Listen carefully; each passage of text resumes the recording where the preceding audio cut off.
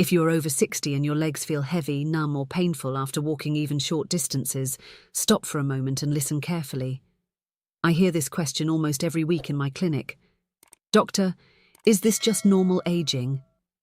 Just recently, a 71-year-old patient asked me the same thing. He had been chalking up his leg pain to getting older for 3 years. No obvious wounds, no dramatic swelling, no alarming symptoms he could point to. What shocked him was this. His legs were being systematically destroyed from the inside. He was not being careless with his health. He was missing the silent warning signs of something deeply dangerous. New research shows that one very common mistake, especially in adults over 60, can allow this hidden poison to destroy the arteries, nerves, and muscles of your legs for months or even years before the damage becomes irreversible. I'm Dr. Maria Hernandez, and in this video, I will explain that mistake, why millions of people are completely unaware of it, and the 5 proven ways to detect and stop the silent poison destroying your legs before it leads to amputation, stroke, or death. Before we dive in, drop a comment with your age and where you're watching from today. Have you been experiencing leg pain, cramping, or numbness, and assuming it's just aging? Write your answer below because your experience helps our entire community. And hit that subscribe button because I share life-saving health strategies like this every week to help you thrive after 60. Most people believe that if their legs still carry them from room to room, they must be fine. But in adults over 60, that assumption is dangerously wrong. The worst poison destroying your legs is not something you inject, inhale, or consume in a single dose. It is something that builds up silently over years.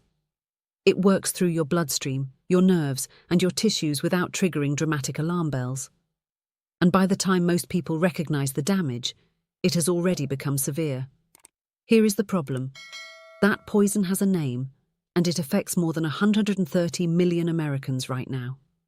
It is called chronic metabolic inflammation, driven by high blood sugar, insulin resistance, and arterial damage. Together, these 3 forces act like a slow-acting venom in your bloodstream, corroding the very vessels and nerves that keep your legs alive. I saw this clearly with one of my patients named Harold, age 68. He was a retired firefighter, strong man. He walked every morning, ate reasonably well, and had no dramatic complaints. His only concern was that his feet felt slightly numb sometimes, and his calves cramped at night. He assumed this was from years of physical labor. His previous doctor had told him his blood sugar was a little high but not officially diabetic yet. What Harold did not realize was that this in-between stage, called pre-diabetes or insulin resistance, was already releasing inflammatory chemicals into his bloodstream that were slowly strangling the small arteries feeding his leg nerves and muscles. When I evaluated him properly, the damage was already significant. Nerve conduction tests showed early peripheral neuropathy. Vascular imaging revealed narrowing in the arteries below his knees. He was months away from potentially losing sensation permanently in his feet. The poison had been working for years while he felt relatively fine. Here is what most people do not realize. The dangerous stage is not when you are in obvious pain. It is in the years before, when symptoms seem minor and easily dismissed. Numbness gets blamed on sitting too long. Cramping gets blamed on dehydration. Cold feet get blamed on poor circulation without anyone investigating why the circulation is poor. In older adults, waiting for dramatic symptoms often means waiting until irreversible damage has already occurred. This is why millions of people discover the destruction of their legs far too late. Now here is where the first major mistake happens. Most seniors rely entirely on how their legs feel today to judge their leg health. They assume that walking without falling means everything is fine. But in people over 60, this approach often does not work. Leg destruction from metabolic and vascular poisoning requires intentional evaluation, not symptom watching. With age, nerve sensitivity decreases, pain signals become muted, early vascular narrowing causes no pain whatsoever. Without proper testing, the damage goes undetected until it is catastrophic. This is not rare, it is extremely common. Harold was living a fairly normal life every day while that damage accumulated quietly.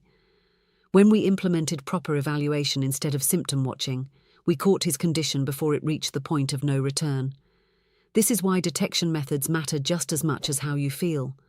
If you're finding this helpful, go ahead and hit that like button. It really supports the channel and helps us reach more seniors who need this information. Now, let us talk about the first proven way to detect and stop this silent poison, and this one is extremely powerful. Method number 1 is metabolic blood panel assessment and insulin resistance detection. If you look at most people's approach to leg health, they treat leg problems as a mechanical issue. Sore joints, tight muscles, poor posture. They never connect their legs to what is happening inside their bloodstream. But your blood chemistry dramatically changes the environment your leg arteries, nerves and tissues live in every single day. Chronic high blood sugar and insulin resistance influence vascular inflammation in nearly every adult over 60 who has not been specifically tested for it. Family history of diabetes, heart disease, or obesity dramatically escalates risk. That assessment requires a proper metabolic blood panel, not just a standard checkup. I saw this with a patient named Dorothy, age 66. She had been seeing her regular doctor annually. Her basic blood work always came back acceptable. But she had never had a full metabolic panel including fasting insulin levels, hemoglobin A1C, triglycerides, and C-reactive protein measured together. When I ran a comprehensive panel, the picture was alarming. Her fasting insulin was nearly 3 times the optimal range, indicating severe insulin resistance, even though her fasting glucose appeared borderline. Her C-reactive protein, a key marker of vascular inflammation, was elevated at 7.4. Her triglycerides were high, and her HDL cholesterol was dangerously low. This combination is known as metabolic syndrome, and it creates the exact chemical environment that poisons leg arteries and nerves over time. Within 4 months of targeted intervention, Dorothy's leg cramping improved dramatically.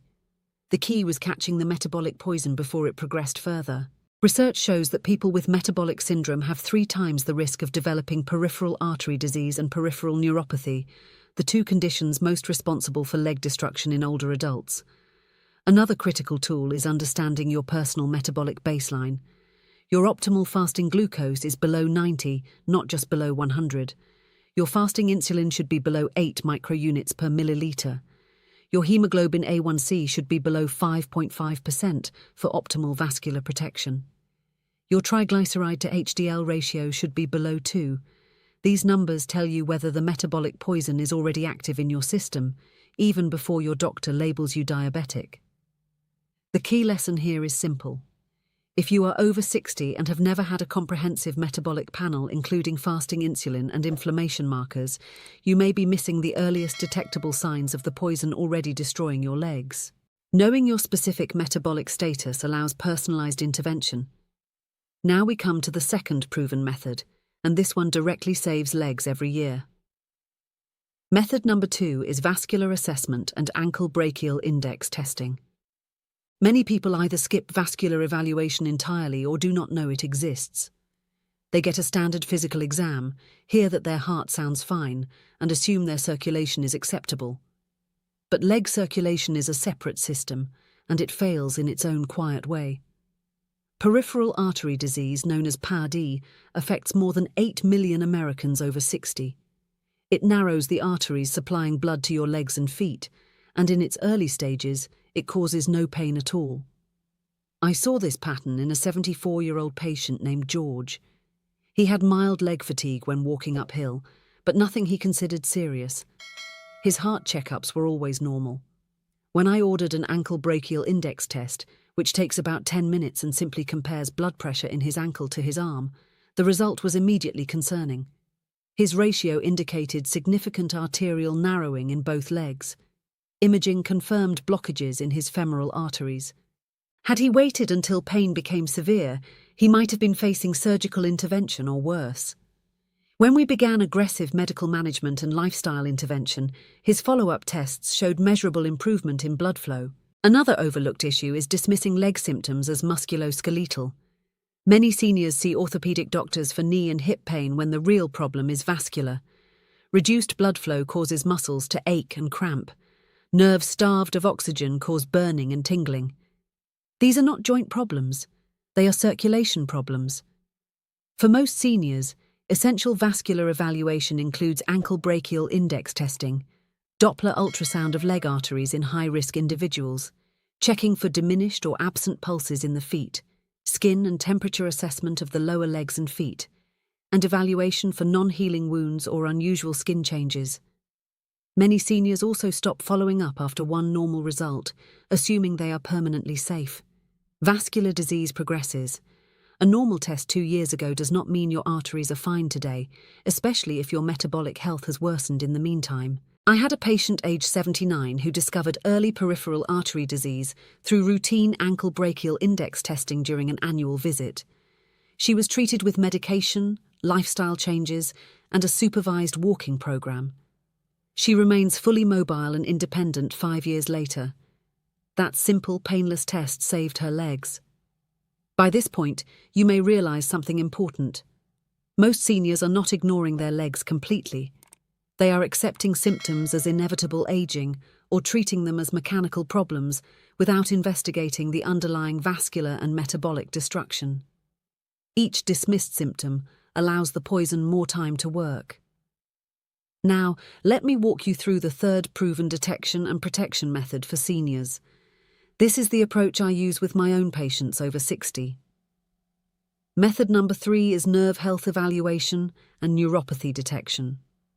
For most seniors, vascular testing covers blood flow, but the nerves in your legs are being destroyed simultaneously by a different mechanism. High blood sugar and insulin resistance poison nerve fibers directly through a process called oxidative stress and advanced glycation. The nerves literally become coated in sugar-damaged proteins that prevent them from transmitting signals properly. These are active destruction processes. Your body is sending distress signals into the nervous system long before you feel dramatic pain. Older diagnostic approaches waited for obvious numbness. Newer understanding looks for subtle nerve changes years earlier. Tests like nerve conduction studies, vibration threshold testing, and monofilament sensation testing can detect peripheral neuropathy in its earlier stages. These tests measure how well your nerve fibers transmit signals from your feet upward. Abnormalities can appear years before obvious numbness develops, giving you a window to intervene before damage becomes permanent. A common effective approach is combining metabolic blood panel assessment with annual nerve sensitivity testing for anyone with risk factors, including high blood sugar, long-term diabetes, excessive alcohol use, vitamin B12 deficiency, or a history of chemotherapy. Some people need more intensive initial evaluation, then monitoring at regular intervals. This is not a replacement for metabolic control. Nerve testing identifies damage already occurring, while blood sugar control is the intervention that stops further destruction. Understanding the limitations matters equally. Nerve tests identify what has already been damaged. They cannot fully reverse existing nerve loss, which is why early detection is so critical. Results must always guide immediate action with your physician. Never assume stable nerve test results mean no further intervention is needed. Traditional nutrient deficiency assessment also matters. Vitamin B12 deficiency is epidemic in older adults, especially those taking metformin for blood sugar control. B12 is absolutely essential for nerve myelin maintenance. Without it, nerves lose their protective coating and transmit pain and sensation signals poorly.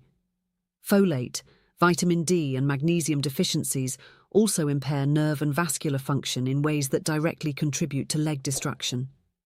Monitoring these markers and correcting deficiencies can dramatically slow or partially reverse early neuropathy. I had a patient aged 72 who followed this combined protocol. Her routine nerve conduction test showed early abnormalities, despite her blood sugar being only mildly elevated. Further testing revealed severe B12 deficiency from 5 years of metformin use combined with poor dietary intake. Within 3 months of B12 supplementation and optimized blood sugar control, her vibration sensation scores improved measurably. That early nerve evaluation gave her a chance at recovery she would not have had otherwise because nerve damage, once complete, is very difficult to reverse. One of the most common issues is believing that because you have no dramatic pain, your nerves are fine. Peripheral neuropathy frequently begins with subtle changes, tingling or burning that comes and goes. feet that feel slightly wrapped in cotton, balance that feels slightly less certain in the dark, difficulty feeling the temperature of water with your feet. These are the early signals that the poison has reached your nervous system. Another overlooked factor is the role of sleep disruption in accelerating leg destruction. During sleep, your body repairs blood vessels and performs neural maintenance. Chronic poor sleep combined with high blood sugar means your legs receive less repair time each night while the metabolic poison continues working uninterrupted. In seniors with sleep apnea, the overnight oxygen deprivation compounds vascular damage to the legs significantly. There is also the issue of medication side effects. Statins, which millions of seniors take for cholesterol, can cause muscle pain, weakness, and in some cases genuine muscle damage called statin myopathy. Many seniors assume their leg muscle pain is inevitable aging when it is actually a medication side effect that can be adjusted or addressed. This is why any new, persistent or worsening leg symptoms should always be evaluated thoroughly by a medical professional. Do not assume that legs that carried you yesterday will carry you tomorrow without proper care. I want to share a quick example. A 69-year-old man came to me having been dismissed twice by other providers who attributed his leg weakness and burning feet to normal aging.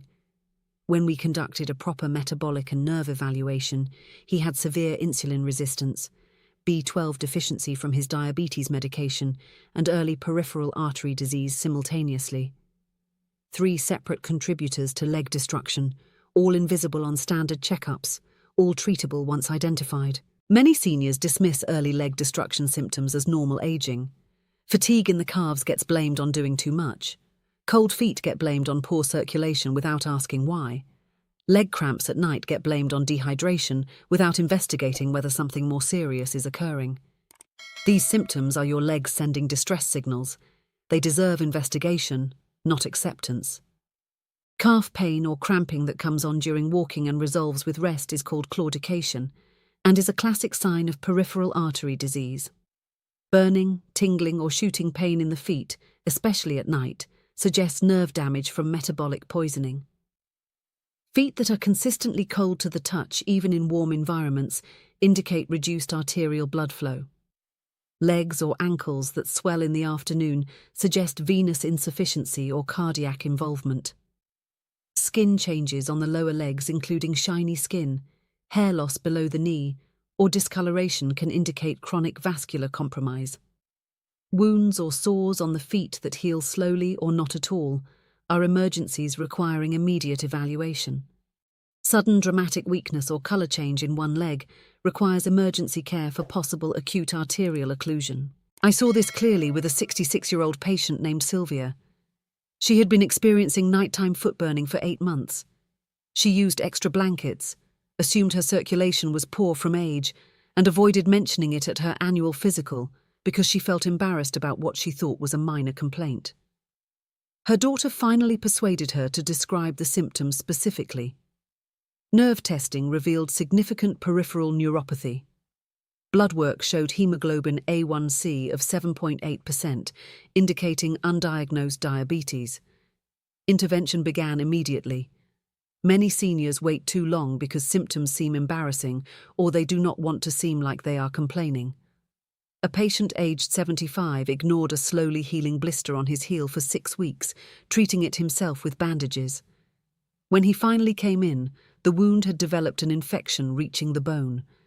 He required hospitalization and very aggressive treatment. Earlier evaluation would have prevented that entire cascade. The key principle is this: any leg symptom that is new, persistent beyond 2 to 3 weeks, or progressively worsening should always prompt medical evaluation. Do not normalize what your body is telling you is abnormal. Your legs are easier to protect when problems are still early. Now we come to the 5th and final proven protection method. Method number 5 is metabolic reversal through anti-inflammatory lifestyle intervention. This surprises most seniors because it is not a test or a medication. It is a systematic attack on the root cause of the poison itself. The metabolic inflammation destroying your legs does not appear randomly. It is produced by a specific set of lifestyle conditions. High blood sugar feeds inflammatory pathways. Insulin resistance floods your bloodstream with triglycerides that coat arterial walls. Excess body fat produces inflammatory cytokines around the clock. Sedentary behavior deprives leg arteries of the mechanical stimulation they need to stay open and flexible. Processed foods deliver a constant stream of oxidizing compounds that damage vascular walls. By addressing these root causes systematically, you can dramatically slow, stop, and in some cases partially reverse the metabolic poisoning of your legs. A 64-year-old patient named Thomas had prediabetes, was 45 pounds overweight, had chronically elevated triglycerides, and suffered from nightly leg cramping and intermittent foot tingling. His fasting glucose hovered around 118. His fasting insulin was 22, more than double the optimal level, indicating severe insulin resistance. His C-reactive protein was 9.1, nearly 4 times normal, indicating intense systemic inflammation. His ankle brachial index test was borderline. His nerve conduction test showed early subclinical abnormalities. When I first met Thomas, he was discouraged. He had tried various diets over the years. He felt constantly tired. His legs ached after his morning walks. He had been told his blood sugar was concerning but not yet officially diabetic, so he felt suspended in uncertainty, knowing something was wrong but not having a clear picture of what to do.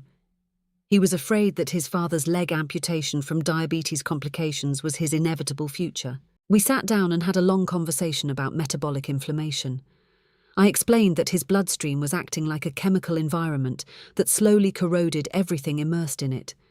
His high insulin was driving inflammation. His inflammatory cytokines were attacking his arterial walls. His blood sugar fluctuations were coating his nerve fibers in damaging compounds called advanced glycation end products. Every day without intervention was another day of quiet destruction. Thomas listened carefully. Then he asked me a direct question. What exactly can I change? We focused on 4 main areas: blood sugar stabilization, anti-inflammatory eating, circulation-focused movement, and targeted supplementation. For blood sugar stabilization, we did not start with medication. We modified his meal timing and composition first. He stopped eating after 7 p.m., giving his insulin system a recovery window overnight. He eliminated all sugary drinks, fruit juices, and processed breakfast foods immediately. He replaced refined carbohydrates with fiber-rich vegetables, legumes, and whole grains in measured portions. He added protein and healthy fat to every meal to slow glucose absorption. He monitored his fasting glucose weekly to track the impact of each change. For anti-inflammatory eating, we built his meals around foods scientifically shown to reduce vascular inflammation. He added fatty fish like salmon, mackerel, and sardines 4 times per week for omega-3 fatty acids that directly reduce arterial inflammation. He increased his intake of colourful vegetables with every meal, emphasising leafy greens, beets, and cruciferous vegetables like broccoli and Brussels sprouts. We added turmeric with black pepper, ginger, and garlic to his daily cooking. He replaced all refined vegetable oils with extra virgin olive oil. He reduced red meat consumption to once per week and eliminated processed meats entirely. He added a daily handful of walnuts and a small amount of dark chocolate for additional vascular protective compounds. For circulation-focused movement, we did not put Thomas on an intense exercise program. We started with one specific intervention that is proven to improve leg artery blood flow measurably: a 20-minute walk after dinner every night. This single habit creates rhythmic mechanical stimulation of the leg arteries, promotes endothelial nitric oxide release which relaxes arterial walls, and lowers post-meal blood sugar spikes dramatically. Within 2 weeks, his evening leg cramping decreased noticeably. We then added supervised interval walking, alternating periods of brisk walking with normal pace, which research shows is particularly effective for improving peripheral artery function. For targeted supplementation, we corrected his borderline B12 levels immediately with high-dose methylcobalamin supplementation. We added magnesium glycinate for muscle cramp reduction and nerve function support. We optimized his vitamin D levels, which were low because vitamin D deficiency directly impairs insulin sensitivity and vascular function. We added alpha-lipoic acid, which has significant evidence for protecting nerve fibers from metabolic damage in people with insulin resistance and early neuropathy. Within 9 months, the transformation was comprehensive. Thomas lost 38 pounds. His energy levels improved dramatically. His nightly leg cramping disappeared completely by month 4. His foot tingling reduced by approximately 70%. His fasting glucose dropped to 88.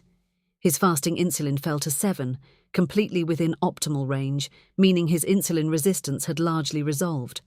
His C-reactive protein fell from 9.1 to 1.2, normal range. His triglycerides normalized. His ankle brachial index test, repeated at 9 months, showed measurable improvement in both legs. His repeat nerve conduction study showed stability rather than progression. But most importantly, the trajectory of destruction had reversed. His legs were no longer being poisoned at the same rate. When Thomas came back for his 10-month follow-up appointment, he looked like a completely different person. He moved with confidence. He stood up from his chair without using his arms to push himself up. He told me he had walked 5 miles the previous weekend without leg pain. He said he had not been able to do that in 4 years. More importantly, he understood that these changes were not about feeling better today. They were about preserving the legs that would carry him through the next 20 years of his life. Research clearly shows that resolving insulin resistance, controlling blood sugar, reducing systemic inflammation through anti-inflammatory eating, performing regular aerobic exercise, particularly walking, avoiding tobacco, which accelerates peripheral arterial disease dramatically, limiting alcohol, which directly damages nerve fibers, optimizing vitamin B12 and D status, and achieving adequate deep sleep all reduce the metabolic poisoning of leg arteries and nerves significantly. These are not small effects. Studies show that resolving metabolic syndrome reduces peripheral artery disease risk by up to 35%. Supervised walking programs improve walking distance in people with claudication by 150% on average. Anti-inflammatory diets reduce neuropathy progression measurably. Every cigarette smoked doubles the rate of peripheral artery narrowing. Every step taken toward metabolic health is a step taken away from leg destruction. The beautiful thing about metabolic lifestyle intervention is that every positive change amplifies every other change. When you lose weight, insulin resistance decreases. When insulin resistance decreases, inflammation falls. When inflammation falls, your arteries begin recovering flexibility. When your arteries recover, your leg muscles and nerves receive better oxygen delivery. When nerve oxygenation improves, pain and tingling decrease. When pain decreases, you move more. When you move more, circulation improves further. It is a positive cycle that builds on itself. But here is what I want you to understand clearly. This does not replace medical evaluation. It works with evaluation and treatment to provide maximum protection. Think about it this way. Lifestyle intervention reduces the metabolic poison being produced in the first place. Medical evaluation and treatment manage the damage that has already occurred. You need both strategies working together. I have seen patients who lived clean, healthy lives still develop peripheral artery disease from genetic factors. That is why evaluation remains essential even when you are doing everything right with diet and exercise. I have also seen patients who relied only on medication while continuing to eat processed food, remain sedentary, and ignore their blood sugar, who deteriorated steadily despite their prescriptions. The optimal approach combines both. Live in a way that minimizes the metabolic poison. Evaluate regularly to catch and treat what develops anyway. Before we end, I want to leave you with one final thought. A woman in her early 60s came to see me after years of dismissing her leg symptoms. Her name was Patricia. She had watched her father lose his right leg to diabetes complications 15 years earlier. The experience had paralyzed her with fear. She believed that her family history made her outcome inevitable. She assumed that checking her blood sugar or evaluating her leg circulation would only confirm what she dreaded. She avoided all medical evaluation related to her legs for a decade. She managed her fear by not looking. When Patricia finally came to my office, it was because she could no longer deny what she was experiencing. Her right foot had begun going numb at night. Her calves cramped when she walked to the mailbox and back. She had noticed a small sore on her left heel that had not healed in 3 weeks. She sat in my chair with her hands clasped tightly in her lap. She was expecting me to confirm her worst fear. Instead, we had a different kind of conversation. I asked her what she understood about why her father lost his leg. I asked what she believed about her own risk. I asked what scared her most about knowing the truth. After we reviewed the evidence together, almost everything she believed was either incomplete or wrong. Yes, family history matters, but it creates elevated risk, not guaranteed outcome. Yes, her father lost his leg, but his diabetes was undiagnosed for over a decade before treatment began, and treatment options in his time were far more limited. Yes, her legs were showing concerning signs, but the signs were early enough that aggressive intervention could still change the outcome dramatically. Patricia's entire framework shifted during that conversation. She realized that not knowing was not protecting her. It was allowing the poison to work unchecked while she lived in dread. She began a comprehensive evaluation protocol. Her metabolic panel revealed significant insulin resistance and prediabetes. Her ankle brachial index confirmed early peripheral artery disease in her right leg. Her nerve conduction study showed moderate peripheral neuropathy. Her heel sore was debrided and treated, and healed within 6 weeks with proper wound care and metabolic intervention. She had a complete nutrient panel done, which showed severe B12 and D deficiencies. We began correcting these immediately. She started a structured walking program at a pace and duration appropriate for her current vascular capacity. She made the dietary changes necessary to reverse her insulin resistance. She lost 22 pounds over 7 months. Her metabolic numbers transformed. Her fasting glucose returned to normal range. Her inflammation markers normalized. Her neuropathy symptoms stabilized and partially improved. Her follow-up ankle brachial index showed measurable improvement in her right leg at 12 months. She made lifestyle changes that directly attacked the metabolic poison-producing inflammation in her legs. She eliminated processed foods and added sugars almost entirely. She started cooking with olive oil and eating fish regularly. She began walking 30 minutes daily, then 45, then 60, as her capacity improved. She quit her occasional smoking habit, which she had minimized to herself for years as just a few cigarettes per week.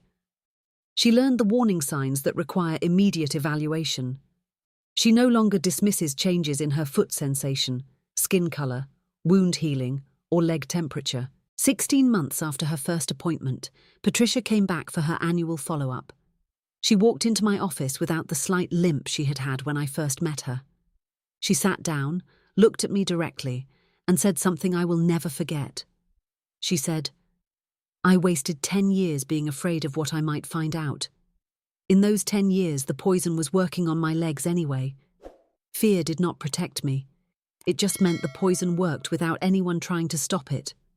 I cannot get those 10 years back, but I can protect the next 20. Her voice was steady when she said it, not emotional, clear, resolved. She understood something she had not understood before. That knowledge is not the enemy. Ignorance is. That action in the face of an uncomfortable truth is what saves legs. That the difference between her father's outcome and her own possible future was not genetics. It was early detection and intervention. Her father's poison went undetected for years. Her poison was detected and confronted while there was still time. That is the difference between accepting leg destruction as inevitable and actively choosing to fight it. Resignation is not a strategy. Action is a strategy. Knowledge is a strategy. Evaluation is a strategy. Metabolic reversal is a strategy. If you are over 60 and your legs have been trying to tell you something, this is the moment to listen. A haphazard approach where you accept fatigue as aging, ignore cramping as dehydration, or chalk up numb feet to cold weather will not protect you. A comprehensive approach where you assess your metabolic health, evaluate your leg circulation and nerve function, make lifestyle changes that reverse the root cause, and recognize warning signs and act on them immediately gives you the best possible chance of walking independently for the rest of your life. I encourage you to look at your metabolic health tonight, not next week, tonight. Pull out your most recent blood work. Check whether you have had a fasting insulin level tested. Check whether you have had a C-reactive protein measured. Check whether anyone has evaluated the circulation and nerve function in your legs specifically. Ask yourself one simple question. Am I doing everything possible to stop the metabolic poison from destroying my legs? Or am I waiting and hoping it will not get worse? If you are waiting and hoping, it is time to change that approach. Make the appointments you have been avoiding. Have the conversations with your doctor you have been postponing. Assess your metabolic panel honestly and completely. Make the lifestyle changes that reverse insulin resistance and inflammation. Learn the warning signs in your legs and commit to acting on them promptly. Your ability to walk, to stand independently, to live without pain or amputation, may depend on these decisions. Early-stage vascular and nerve damage is often reversible or manageable. Late-stage destruction often is not. The difference between those outcomes is early detection and early action.